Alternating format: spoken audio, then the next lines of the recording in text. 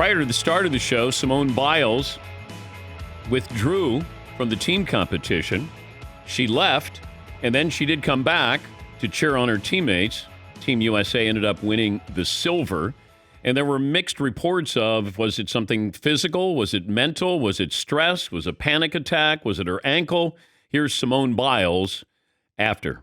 It's been really stressful, this Olympic Games. I think just as a whole, not having an audience, there are a lot of different variables going into it. It's been a long week. It's been a long Olympic process. It's been a long year.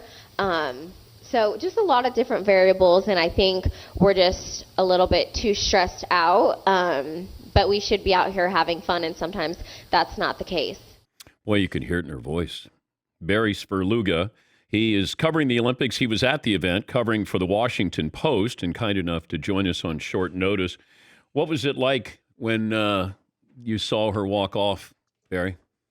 I mean, a little staggering. I mean, at first, of course, you think, well, she twisted an ankle or she's getting a knee treated and can she go on and what's her physical state? And then, word kind of spreads around that it was, in fact, an injury, that she's making a decision based on mental health. And I got to say, Dan, this is something that's come up in the lead up to these Olympics. It's come up at these Olympics.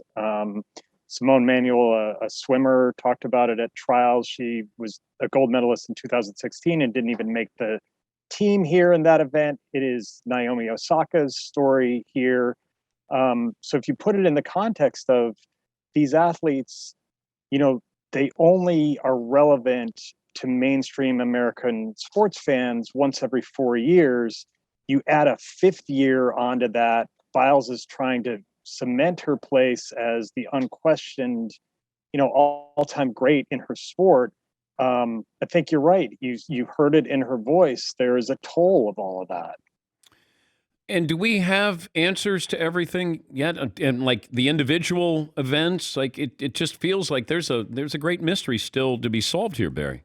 Oh, for sure. And she addressed that the all-around competition for individuals is on Thursday. And of course, she won that in Rio. She's the huge, enormous favorite here. But she said tonight she's taking it day by day. They're going to have a morning off with no practice tomorrow. She sounds like a woman who needs a morning off with no practice tomorrow. She's going to clear her head. This opens up all sorts of stuff where, what if she competes for the all-around gold as an individual on Thursday night? Did she give up on her team in essentially doing those same things on a Tuesday night? It'll be really fascinating to see, really interesting to hear what the reactions are from other athletes. But I think what we're looking at is a changing athlete, a changing viewpoint of what these people endure in, being in the spotlight and then training and going through the grind of it out of the spotlight. They're being much more frank about how that affects them.